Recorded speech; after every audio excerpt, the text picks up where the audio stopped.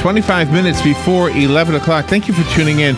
Congressman Rich Nugent is on the phone, ready to go on the air. Today is Monday, May 19th, 2014.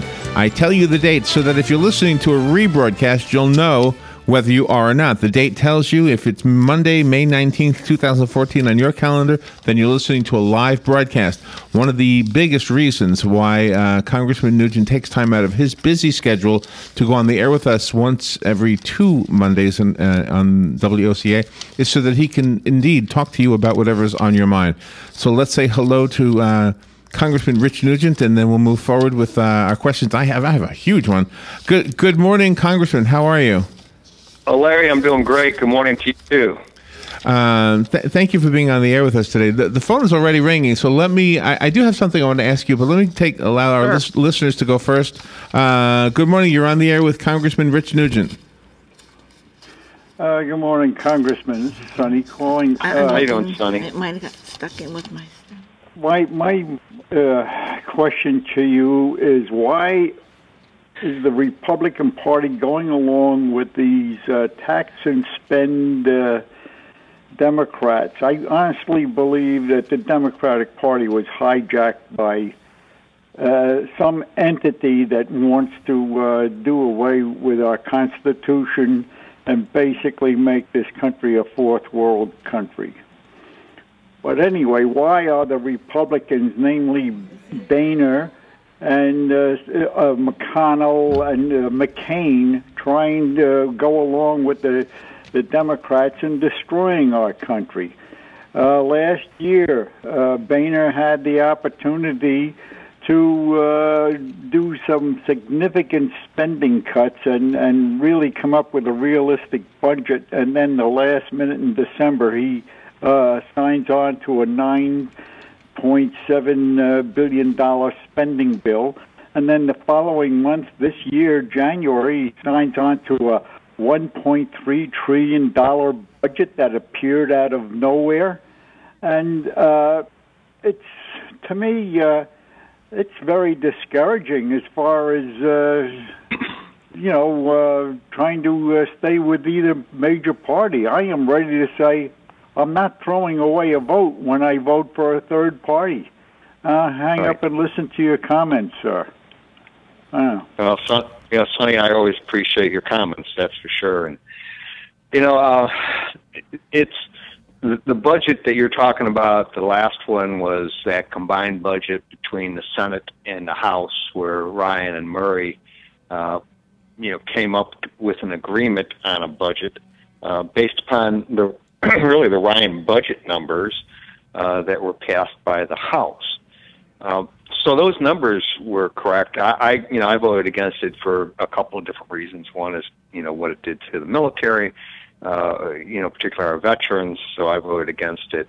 But it did follow the guideline that Ryan had laid out in trying to get us to where the budget would actually balance, in 10 years. It's, obviously not fast enough for most of us, but on the other hand, it's to get it through the Senate and get it through the House. That's where he had to be. None of the other budgets that were submitted by any of the other parties, and I think there were 5 of them, none of them balanced ever. And so that was the difference. And like I said, though, I didn't vote for it for the reason stated, particularly as what it did to our veterans and our retirees, veterans. So it's a perplexing issue. All I can tell you is that we waste an awful lot of money trying to fix things and to give money to our enemies and do all these things thinking we're going to buy friendship. But across the board, that's one of the reasons we have a bill pending to reinstate. Once again, I voted opposed to the appropriations bill because what they did is it made the veterans whole, but then it cut money from Medicare that our seniors have paid into for their entire working lives. And so we put forward, I think, a common sense bill that says, listen, it needs about 1% of the money that from the the budget or the amount of money that's set aside for foreign aid. Why don't we just cut that just a modest 1%, and it will fully fund, our Medicare and our veterans that absolutely deserve to have that funding put back in place. And to me, I don't think Palestine or Egypt or any of these other countries that aren't friends of ours are going to miss 1%. And if they do, oh well, it's still not my problem. But it is about restoring America and restoring Americans. I think we need to start worrying about those folks back home before we start worrying about a whole lot of other folks that, like I said, do not like us and probably never will. Yeah, Larry? Yeah, absolutely. Yeah. The phone number, if you'd like to speak to Congressman Nugent, is 622-WOCA. If I neglected to say that, that is the WOCA Climate Control Source Hotline, 622-WOCA. And just to remind you, today is May 19th, 2014. You're listening to a live show, if that's the date on your calendar. And let's take another call. Good morning. You're on there with Congressman Nugent. Thank you, Larry, and I'm interested to hear your question for the Congressman. I didn't mean to cut you off on that. Congressman Nugent, thank you for calling back to Central Florida. You were a sheriff in the area, weren't you, sir, or a deputy? I was a sheriff. I was a deputy and a sheriff down in Hernando County. Well, I'm a former City of Miami policeman. I think I was accredited in 1981 and then led the City of Miami Police Department in felony arrests with my Puerto Rican partner, of which, had I not had that partner, I wouldn't have made any of the arrests. But just having that in common with you, I'm also a Marine Corps veteran, and Congressman Nugent, I would ask you, do you continue to support, or do you support the investigation of Benghazi? And then I would have a follow-up question. Oh, absolutely do support it. And a good friend of mine, Trey Gowdy, is now going to lead that investigation with a select committee. So, absolutely. Sir, can I ask you, can you tell the listeners what American military unit is designated for a rescue response concerning the actual Benghazi? Who was first notified? Can you tell the audience? Well, and that's the problem, is that it appears that it was internally the comment, the call was made internally, and it was actually there was no Marine Expeditionary Force that was close by, and that's part of our problem, is that we're cutting the military by such, and people think that we have troops stationed, combat troops stationed all over the world, and in fact, the Marine Expeditionary Force is the fastest, most mobile force, and they were nowhere in the area, which is unfortunate. And we're actually cutting those ships where you'd actually house those Marines for the 6 months that they're deployed, so they can be a fast reaction force. And we're working to try to restore that, because I truly believe that if you're going to have our folks in harm's way, that we need to have a fast reaction force to get there. My son was just deployed to Africa for 3 months, and I was worried about him being there only because they're there to train the Ghanaian. This particular country was Guinea, and to train the Ghanaian troops, but they really had no way to protect themselves if overcome by a force, whether it's Al Qaeda affiliates, or any of those groups that are operating within in Africa. The closest help is all the way across the continent in Djibouti, and that's when you look at the continent of Africa, that's a huge response time. Where if you had them floating off in a ship, we had Marines available by helicopter assault. They can get there a whole lot faster, and that's part of what we're missing today. And it's going to get worse before it gets better. Well, Congressman Nugent, I know you love your son. I'm also a Marine Corps veteran, and I've done a little research into Benghazi, so this old Marine would know what he was talking about. But I would I would ask you, and are you able to name the Marine Corps unit that is designated for the Libya or any situation like the Benghazi? There's a specific Marine Corps unit of pretty good size, sir. And I have to give you a clue on the answer. It's not a Marine Expeditionary Unit. You know who I'm referring to, sir? Who who the military unit is that is supposed to? That was actually notified by the CI director. You're breaking up. Go ahead and tell me, please. Well, and I do want you to know from a fellow citizen standpoint, the unit is called a FAST team, sir, and they're located. Do you know where the unit is located that was closest to Benghazi? Where the FAST team was? We're being told by the military that it was at least 6 hours away. Do you know where the FAST team was located yourself, sir? No, specifically I do not. Can I give you? I'm not trying to embarrass you, Congressman. I spent my whole adult life from age 18 to 30 in the Marines, and then came home to Miami and chased burglars, and went back into the Marine Corps. So what I'm trying to share with you, sir, is that the Marines are located at Rota, Spain, and it's a FAST company, the Fleet Anti-Terrorism Security Team, which is designed specifically for taking an embassy back from an enemy taking of an embassy. And Marine expeditionary units aren't really designed for necessarily a quick response like that. But anyway, Congressman, I just want to thank you for your patriotism. I know you mean well, but I would just share with you that I just Googled it. From Benghazi to Rota, Spain, sir, is in fact, I have it written down here, 1,534 miles. A CH-53 flies 200 miles an hour, and a C-130, sir, flies 300 miles an hour. So 3 in the 15 is 5. You understand, though, that.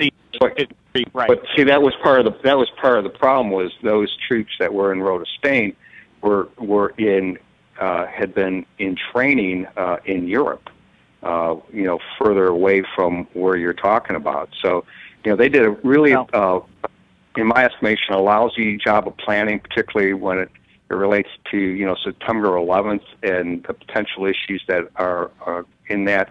Because specifically, we had testimony to the fact that they were more than 6 hours away because of where they were located in the heart of Europe doing their training. And you know that they do train, and a large portion of them go off to train, and that's exactly what was occurring at that point in time. So, I have a Marine on my. I have 2 Marines on my staff, and so we're certainly. So is that one? One is Al Harrison, who's down in the villages. He's a retired gunny. And the other one is a young Marine who was he's a former Marine who's my chief military legislative assistant up in D.C. So we have we're well represented by the Marine Corps, let me tell you. Well, sir, could I ask you, the legislative assistant, is he an officer or enlisted? He wasn't enlisted, and then he became an officer. Well, I think you're in good hands there, and I'm not calling to give you an intentional hard time, sir. I think the Benghazi investigation is kind of a smoke and mirrors. I think I would just ask you, I would just share this with the listeners, and then if the congressman thinks I'm wrong, and I'll hang up after this, Larry, he can correct me. But from what I've read, there was at least 100 armed attackers, possibly as many as 150. The 2 Americans killed that were conducting security were veterans, but they were civilian contractors. The Ambassador Stevens got killed, and then the 4th person killed was the CIA communicator or a State Department communicator, possibly U.S. government. The fact is that the distance, in order to attack an enemy, you always want to attack it at a minimum of 2-to-1 ratio or 3-to-1. So the Marines would have required, if you had 100 attackers, you would need 300 to 400 Marines. To load up that many Marines that quickly, regardless whether they're training somewhere in the world, and get them out, that's what they're designed to do. That unto itself takes more than 45 minutes. So the attack was over within an hour. We lost communications with Stevens and the CIA communicator. But isn't that what the whole investigation is about? Yeah, well, it is. Well, that's partially what it's about. But the other thing was, and this is where I pick a fight with the State Department. Basically the ambassador rules the day in regards to, the number of troops that are assigned for his protection. I always thought it was the opposite way around. We had the general and admiral there that, I was grilling because, they pulled out. They had a 12-man team assigned to Benghazi and to Libya. and they pulled out 10 and left 2, which is just, ridiculous. And what the role of the Marines were at the majority, at the embassies is, their whole role when you hear them talk was not there to protect the personnel, but was to protect the assets that are there, whether it's, communications equipment, secure communications equipment, whether it's, emails, whether it's to destroy any records, and lastly is for the defense. And now they've changed that mission of the Marines, and rightfully so. It's supposed to be people first, and the other stuff you can destroy. I mean, it's easy enough to destroy it. So one of the things they have learned is that, but like I said, the other thing is that the ambassador is absolutely, and the State Department makes the determination for the ambassador, because the ambassador was asking for additional staff, for additional security, and I think that's where this investigation is heading to. Is the fact is that we know that he asked for it. We got the emails on it. We know that Benghazi, there was an attack on the British consulate of vehicles that were moving through the city. That there was 2 attacks, satchel charges that were placed against the Benghazi complex where the Americans were in that month prior. And nobody gave it any thought that, hey, listen, maybe, on September 11th might be a special day to, beef up security and have additional forces nearby. They didn't do any of that. Yeah, and that's how I understood it, too. That's why to say that the whole thing took place in an hour doesn't... Well, it did, but here's part of my problem is in hindsight, it took place in about over a 2-hour period of time between the 2 attacks, one on the initial compound, and one, where the ambassador was taken, and one where our prior service members were killed, in a mortar attack. Those were 2 separate locations, 2 different time periods. But, they didn't get guys in the air. My big thing was, why didn't you get guys in the air? I don't care if it was 6 hours away. Get folks in the air and get them going to that location, because it could change. You didn't know at the time that it was going to be a short duration attack. You didn't know it was only going to, the attack was going to last for an hour, or you didn't know if it was going to last for 2 days. That's a good point. That's a really good point, yeah. And so, it's kind of like in law enforcement. You roll the troops that you need, and, if you have to stand them down or cancel them en route, then you do that. See, I don't understand why there's opposition to another investigation, because if the investigation shows exactly the same thing that we've already known, then so be it. But if it shows something else, then I think it's only fair to the 4 people who died. The cousin of Ambassador Stevens, and I looked on Snopes to see if this was verified, and it says undetermined. But his name supposedly Dr. Charles R. Roots. He's senior pastor, former staff sergeant, U.S. Marine Corps captain, and it goes on and on and on. He writes about how Al-Qaeda had made threats, and that they were planning an attack on September 11th, and they were contacting for several days the State Department and the White House for help. Some they went even further back than that, asking for additional staff. They cut them. Listen, this was the whole idea of the State Department. We want to have a very small footprint. We want to not show any force. We're going to hire these militias because they don't have a central government that can do anything. And you hire these militias that obviously abandoned their post when the attack took place. The whole idea is we're just going to go over there with, I guess, with daisies and good intentions, yeah. And we're going to keep our people safe. Well, that is absolutely crazy. You're in a continent that, and everybody says that continent now is more ripe and has been going on. You just have to look at Nigeria and others in regards to Al-Qaeda sympathizers, Al-Qaeda type groups that are surging in down there. It's not everywhere, but in a number of countries in that African peninsula, in Africa, the continent of Africa.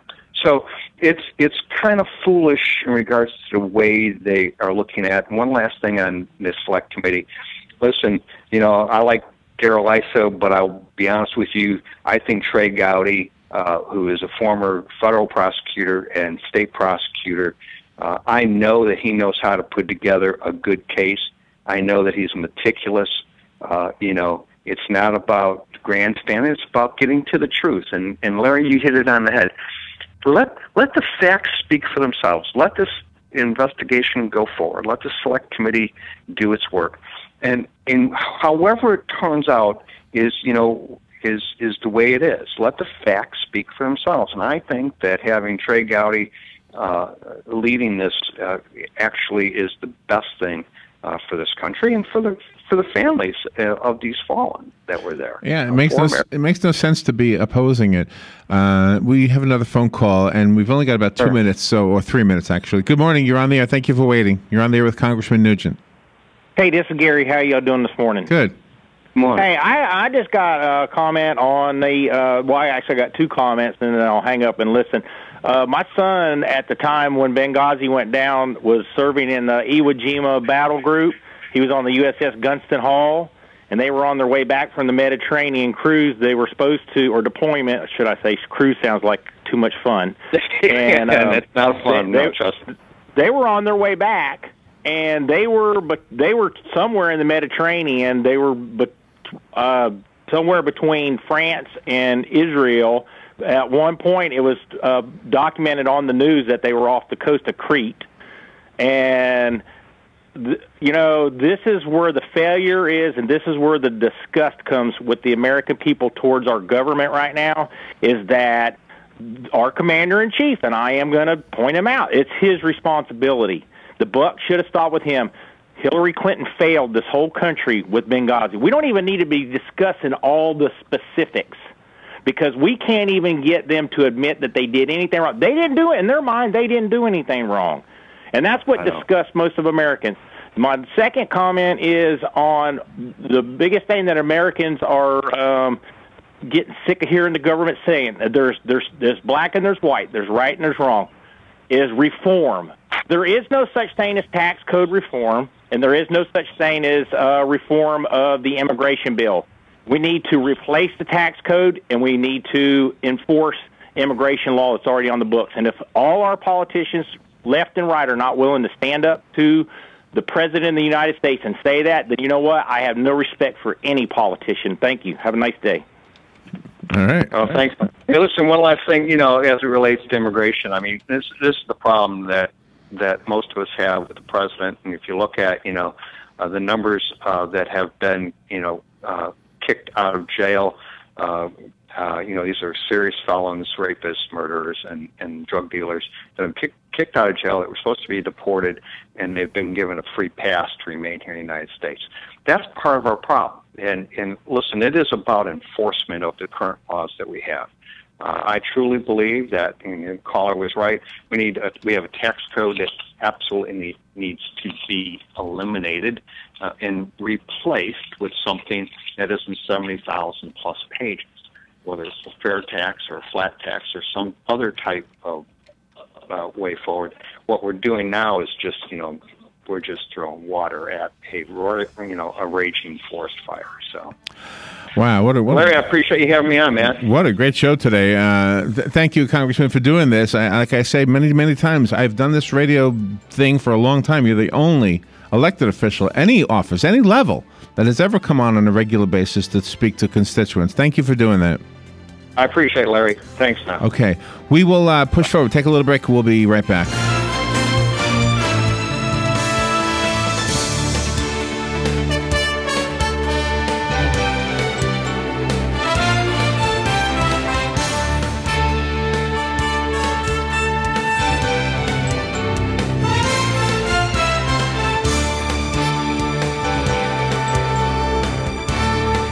Broadcasting from the Paddock Mall Studios, this is WOCA, Ocala, Gainesville, The Villages, 1370 AM, 96.3 FM, The Source.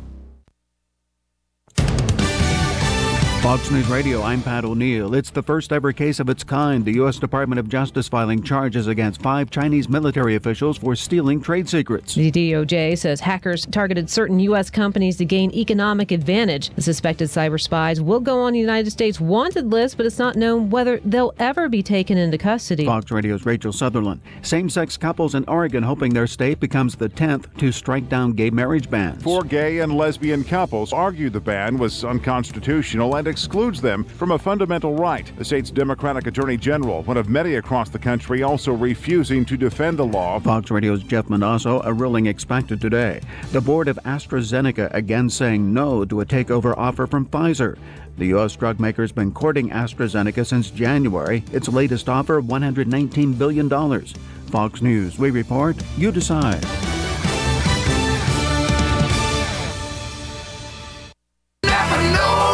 Right now at Napa, get your favorite flavor of Valvoline Conventional or Max Life Motor Oil for just $3.59 a quart. Buy 5 quarts and you'll also get a $7 mail-in rebate. Yep, $7. Enough to get a plate of bacon with a side of bacon smothered in bacon. Now that's tasty. Conquer the job with Napa Know-How.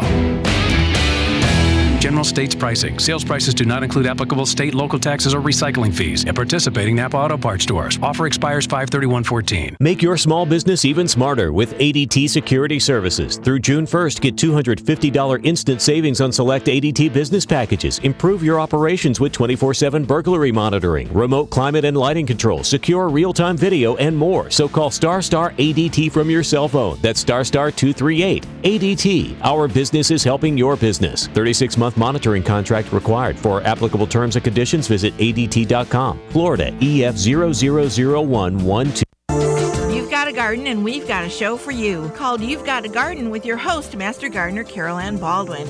Carol Ann answers your questions about your flowers, your veggies, your grass, your trees, even questions about your bugs. And she's only on WOCA, so don't miss Carol Ann Baldwin and You've Got a Garden each Tuesday from 9 a.m. to 10 a.m. right here on WOCA The Source. Coming August 8th and 9th, the first annual Ocala Bike Fest. How would you like a chance to win a 2014 Harley Street Glide? How about a 2014 Indian Chief Vintage? The tickets are only $100 each, and each chance drawing has only 599 tickets. Now that is some great odds. All proceeds go to ARC. Questions, call 387-2210. The number again is 387-2210. Ocala Bike Fest. We'll see you there. Legally Yours, brought to you by Fuller & Fuller Attorneys at Law. On the air every Wednesday morning at 10:30 a.m. with John Fuller, a board-certified civil trial lawyer for over 25 years. John welcomes your questions, from business to complex family matters to legal disputes. So tune in every Wednesday morning at 10:30 a.m. for Legally Yours with John Fuller, right here on WOCA 1370 AM and 96.3 FM, The Source. Gene Powell Pasture Mowing. Our tractor services include bush hog, disking, front end loader, box blade, and stump grinding. We also have zero-turn mowers for the smaller paddocks, aisleways, fence rows, and lawn care. Fence row spraying is also available for weed control. We are licensed and insured. Gene Powell Pasture Mowing, 352-629-2440, or online at powellgene, Gene, at yahoo.com. Gene Powell Pasture Mowing.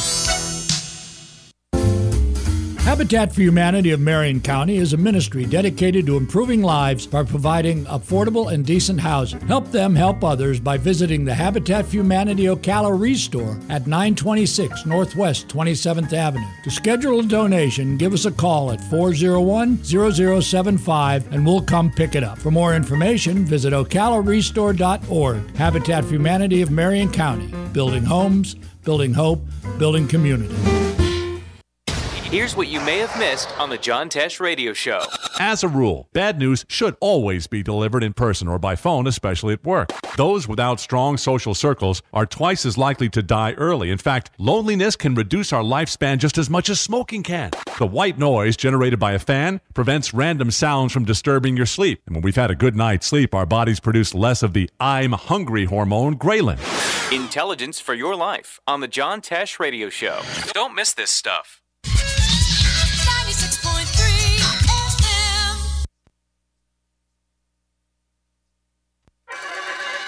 I'm Major George Patterson from the Salvation Army. Please stop by our family store at 120 Northwest 10th Street in Ocala, where on Wednesday you have a 50% off clothing and bric-a-brac. On Friday, 25% off furniture and large appliances. And on Saturday, stop by to our yard sale from 8:45 to 11. Donations can be made by calling 352-732-4469 and we'll pick it up. Funds from the store go toward the services that we provide in Marion County. Coming August 8th and 9th, the first annual Ocala Bike Fest. How would you like a chance to win a 2014 Harley Street Glide? How about a 2014 Indian Chief Vintage?